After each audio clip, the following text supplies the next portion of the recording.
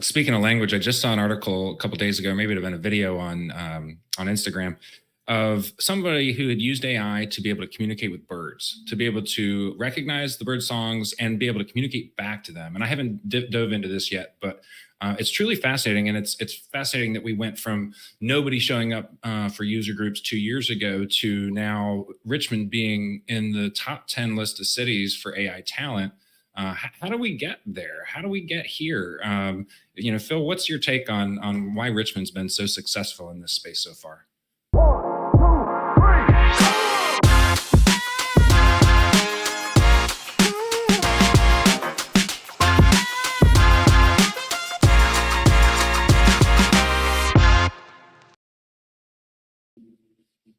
Good morning and welcome to America's Healthiest City on ESPN Richmond 106.1, part of the Mike King Biz Media Network.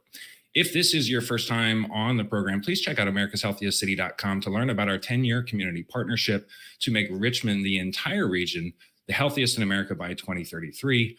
It will take all of us working together on the same things to move us in the direction that we need to go. It is possible. And we hope you'll check out the ideas board to see what other people have submitted and see what it takes to become an ambassador. And we'll talk a little bit more about that in the program today. But I am really excited about this virtually recorded program. This will be one of the first ones that we've done like this. But I have brought on today a group from AI Ready RVA, a new committee here in Richmond that is working to introduce AI into our community to prepare our workers for the future and to attract companies to the region so that we can continue to bolster our strength in this area. This is going to be a wide-ranging interview, and I'm super excited to get started. So I'm going to go ahead and dive right in, and I'm going to bring in our first guest.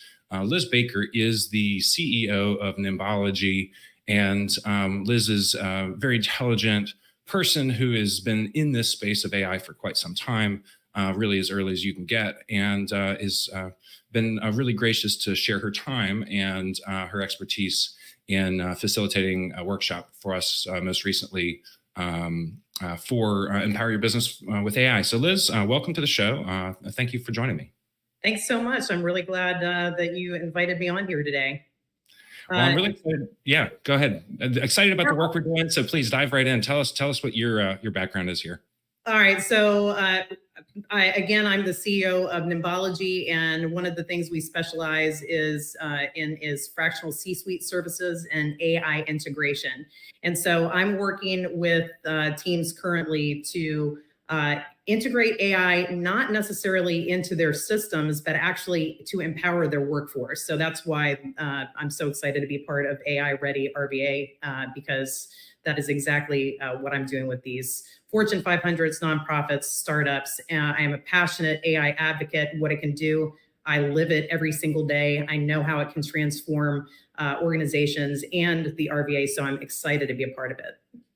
Well, I'm glad to know you, and just glad to work alongside you in AI Ready RVA. We'll talk a little bit more about AI Ready RVA, but before we go further, I want to bring in a couple other guests here. I've got Alexander Whiteway coming to the stage. Alexander is the founder of Modern Ancients, and he is this is his second time on America's Healthiest City. So Alexander, welcome back. Thank you, and please share with the audience a little bit about your work at Modern Ancients and what your interest in AI is. Thanks so much. Hi, Will. Hi, Liz. AI Ready RVA is a manifestation of a great effort to define better ways to align organizations. As a nonprofit, we hope to build out a center of excellence, and current stages of that development include committees focused on developing funding relationships, on AI education and learning, and community engagement. So we're really excited about driving this technological development from a very people-centric approach, and continue to realize the upsides and downsides of utilizing this technology. And we're excited to continue pushing the edge of policy even further down the road. So it's great to be here. Thank you. Thanks. And we also have Phyl Demetriou, who is another committee member of AI Ready RVA and has been gracious to share his time and participate in a panel discussion on K-12 and AI in the classroom earlier this year. Phyl, welcome to the show. Thank you, Will. Always happy to be here with you. So just kind of my background as well is, so professionally, my background is actually in strategy consulting and data analytics, and we do actually use a lot of AI tools for a lot of the work that we do, analyzing customer segments and competitor segments and things like that. But in terms of like my involvement, especially here in Richmond, I'm passionate about education. So I'm the founder of the Richmond Debate Institute, which started in 2018, fostering competitive speech and debate teams across Richmond. And more recently, also the founder of the Richmond Institute of Technology and Science. Both of those organizations are catering towards the future of K-12 education, project-based learning, and integrating AI into those. So excited to kind of talk about how AI can be used to really help the next generation. Well, thank you for sharing that, and thank you for your involvement. I haven't revealed yet, but I'm also part of this committee for anybody who's listening, and I think we've all come together in an effort to make this happen and recognize that the things are moving quickly. So if we don't act together, very similar to what we're trying to do with America's Healthiest City, we have to align and get everybody else on board too. So I'm excited to get your insights on all of this. And I know that it is a fast moving train. So, let's start off with, just some of the basics. I mean, when did you guys first get introduced to AI, at least to your recollection? Either one of you that wants to dive into this conversation. And let's just kind of talk about the origins of it and where we've been since then. I'm just going to jump in and say that I've always had an interest in tech. And of course, it sounds like all of us have had some backgrounds in tech. And so we're kind of, our radars were up for that kind of thing. But really, I got to dive in when OpenAI's ChatGPT went viral back in November, has it been almost 2 years now? And as soon as it came out, I knew it was a game changer. And that's one of those things we're up until 3 a.m, supposed to be working the next day. We're just like so excited about this new tech and what it could do and how it could transform us personally and society. So that was my first deep dive. And then that led to getting involved in groups. So I ended up at an AI hackathon, and now I'm on AI Ready RVA committee and doing it as part of my business as the integration. So it's moving fast. I'm moving fast. I'll ask a follow-up there. What do you remember what your first commercial utility for AI was? Were you writing? Were you kind of brainstorming? What do you think would delivered the earliest value for you from a business perspective?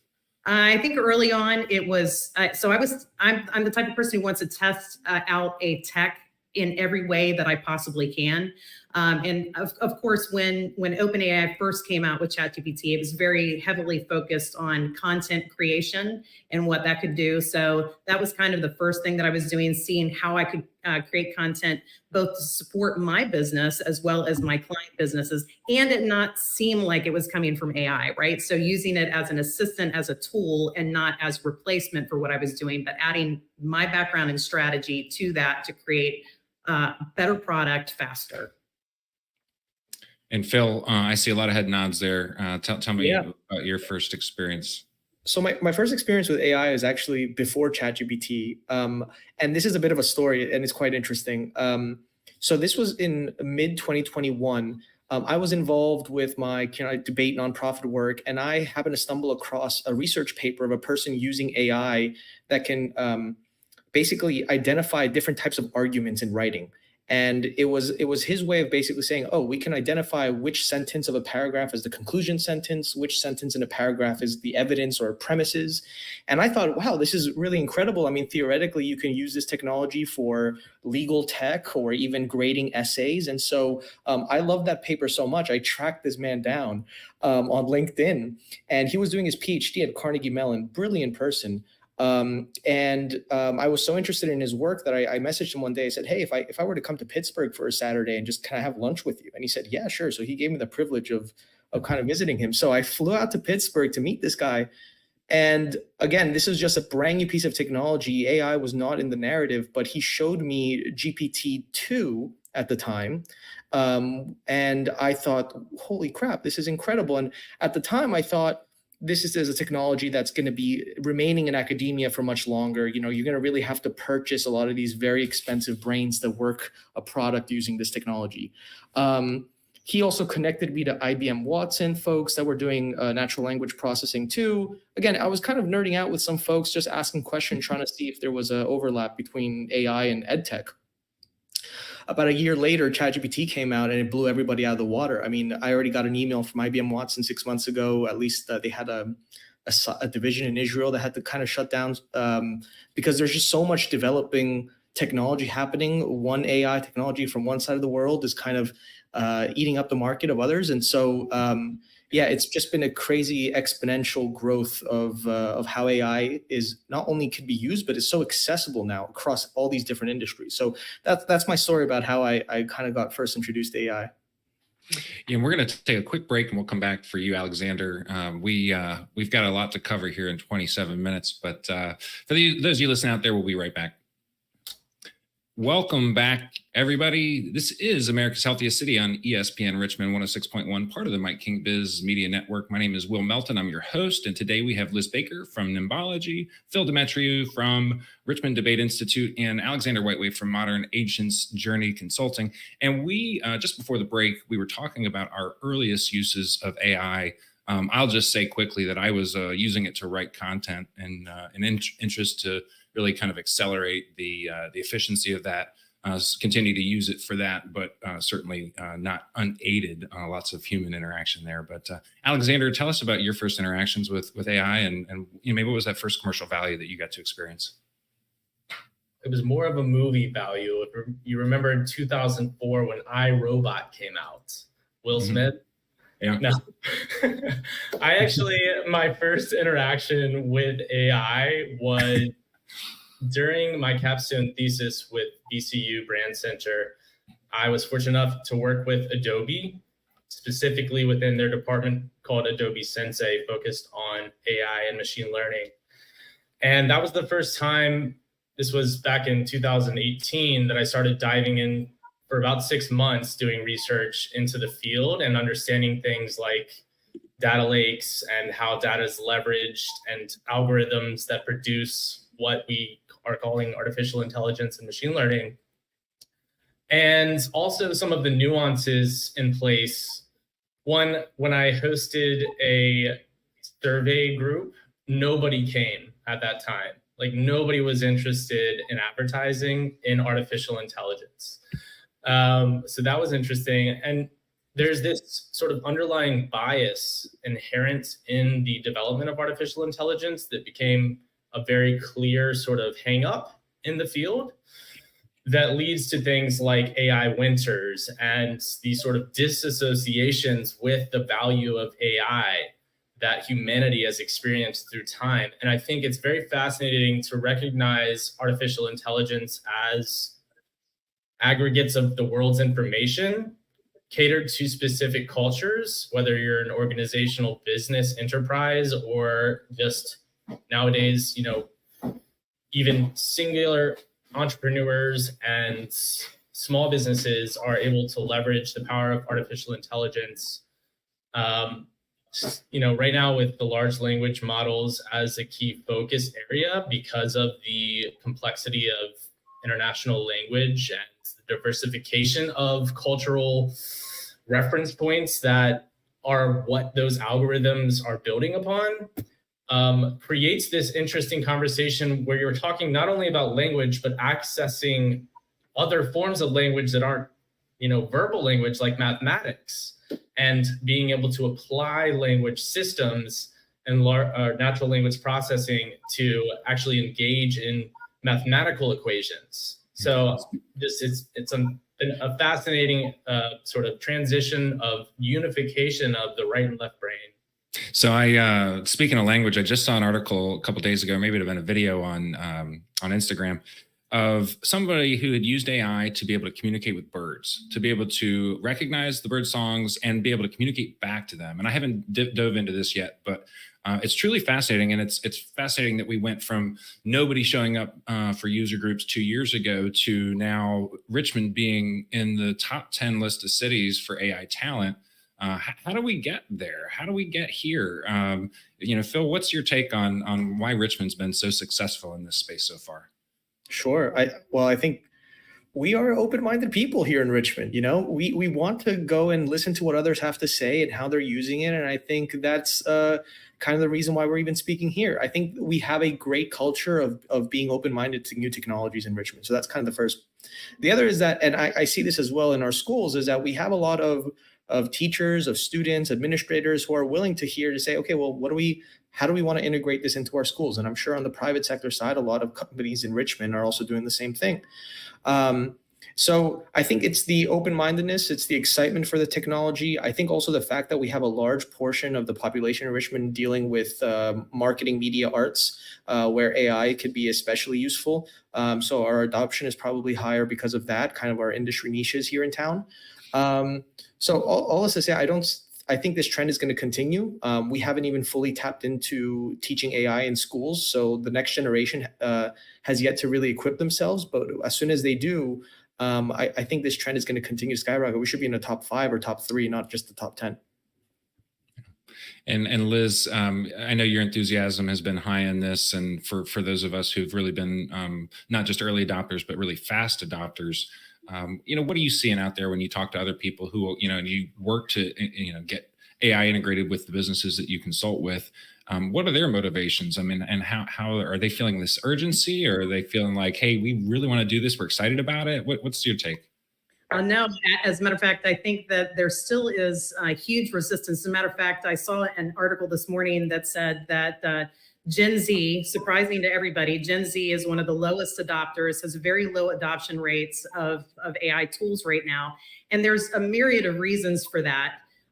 My point, though, has been all along that if we want AI to be something that helps humanity to flourish and thrive, that we need to have good people, ethical people who are actually driving how AI is implemented and helping protect both constituents and consumers through everything that we do. So my conversations, as a matter of fact, I had a workshop yesterday with somebody that I've kind of been working on them to see the benefits, especially for nonprofits and entrepreneurs who are kind of strapped for cash and resources, how this exponentially can help them grow, and how it's important for them to be a part of this conversation now and not waiting. So I'm not seeing, a lot of people still are hesitant to adopt.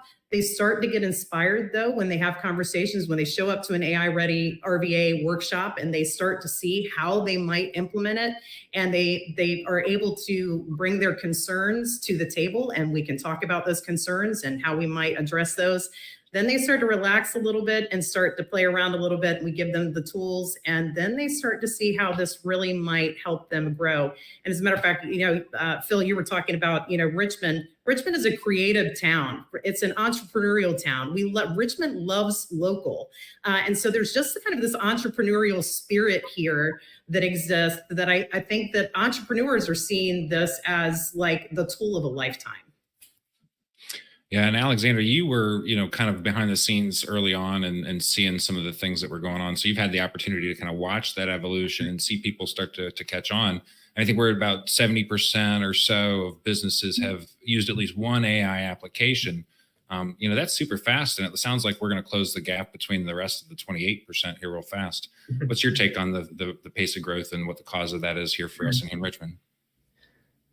I agree. Creativity. We are not one of the, we're coming on 300 years now by I think 2037.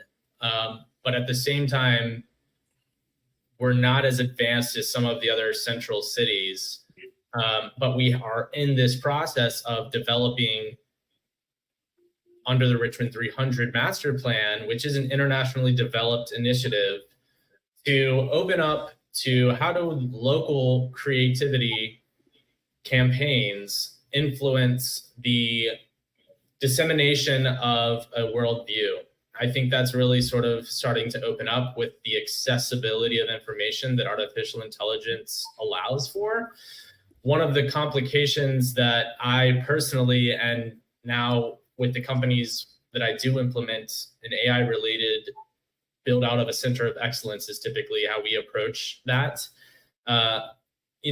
There's a certain cadence, coherence, consistency, and craft of that process that's unique to the culture of each organization. And there's a speed at which the accessibility of information becomes either useful or not useful. And so we have to be very careful with the power that having access to the world's of information through the generations of internet build, websites, applications, like every way that we're harnessing data through unique filters of community engagement conversations is now available to synthesize a very quick response to any question that you might have. And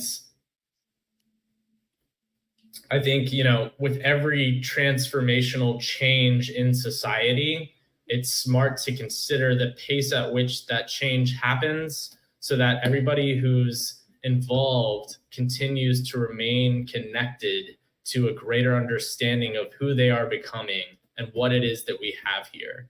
So a lot of opportunity, a lot of technicalities and difficulties that we're leading into now, and are excited to get more experts on board from companies like NVIDIA and Meta, et cetera. And even, all of us here, not all of us, but Liz and I are, local consultants, and the effort of individual consultants to leverage this advanced technology in a people-centric way is exactly the kind of motivations we need to help share the potential that it has in a way that's sensitive to those cultures. Yeah, I'm really excited about this, opportunity to bring us together. I'm going to take a quick break and we'll come back and talk about the RVA community as a whole. You are listening to America's Healthiest City on ESPN Richmond 106.1. We'll be back here in just a moment. Welcome back to America's Healthiest City on ESPN Richmond 106.1. Glad to be a part of the Mike King Biz Media Network, and glad to bring this show to you each Thursday at 6 a.m. If you're not following us on socials, please hop over to @America's Healthiest City on YouTube, Instagram, Facebook, and LinkedIn.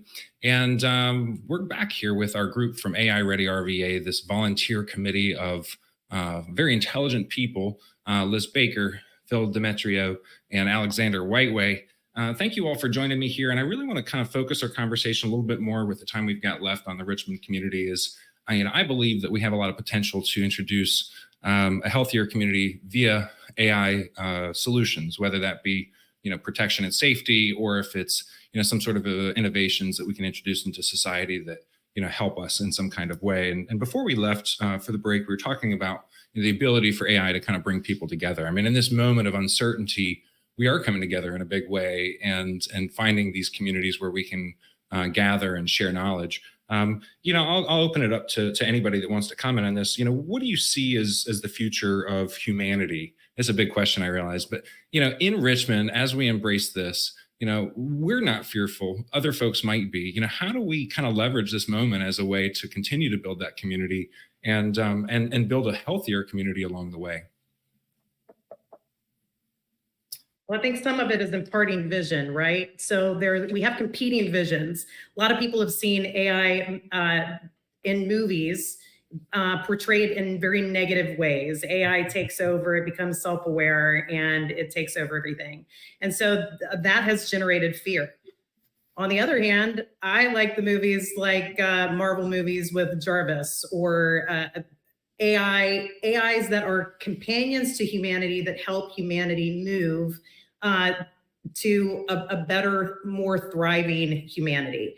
And so I think that part of it is casting that vision and being patient with people as they move through a massive change. And this is a massive change for them, but continuing to bring forward the possibilities that it means for humanity. We've got a ton of opportunity to solve big issues, and AI can be absolutely instrumental in doing that here in Richmond and around the world.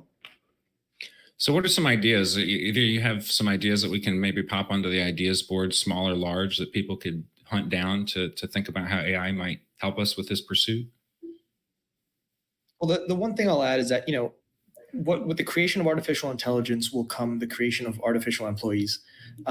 We are going to feel much more like executives in our day-to-day life because we will have access to various bots and mechanisms that do a lot of work for us, whether it's sending emails, responding, or even sending reminders, automatically doing X or doing Y. I think a lot of people are eventually, in the next 5 years, will adopt these technologies because they're going to be such a convenience for them. And so a lot of people, are going to feel like executives, even if they are on a one-man team. I mean, there's been a running joke in Silicon Valley that, the people are placing bets as to when a one-person billion-dollar company is going to form, because a lot of people think it's inevitable with AI, right? So that is I'd say it probably is inevitable. Yeah, right. And so that's the one vision that I can definitely see happening very shortly, which is an individual can feel like a team because they're going to have a lot of artificial help. I think the next wave after that also is just the pace of change overall is going to become much, much faster. So already we're seeing this in pharmaceuticals and the hard sciences, deep sciences.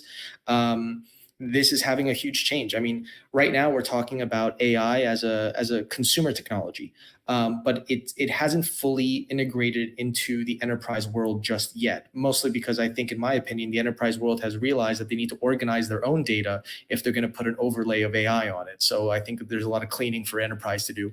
But that's the next wave. It's for when these large organizations start to adopt AI. Right now, it's a fantastic consumer technology. I think the next wave is AI for business. And then I think the third wave, and again, these are just my hypotheses and projections. The third wave is a wave of robotics. It's where physical hardware comes in mind. For the last, I don't know how many years, technology has been able to figure out how to make a robotic arm, how to make robotic parts, right? We have the bolts and the springs and all of that. But now we're figuring out how to make the robotic brains. And that's the most important part. And so as AI gets smarter, these types of these AIs will be able to be integrated with physical hardware. And we're going to see a lot of both labor that is dangerous that we don't want humans doing, that robots should be doing as well, or labor that is just much needed in an economy that we don't have enough people to do. I think that'll be the third wave of AI. So a lot of waves coming.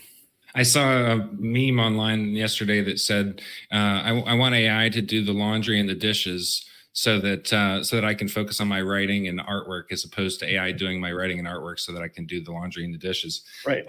So I actually decided to myself, I'll be an early adopter of those home robots when we've got them, because I agree with that sentiment. For those of you at home, this was America's Healthiest City on ESPN Richmond 106.1. Catch us each week at 6 a.m. Next Thursday. Hey, if you haven't tried AI yet, go open up ChatGPT. It's free. It's harmless. You'll be surprised. Thank you all so much for joining me today. We will catch you next week. Thank you.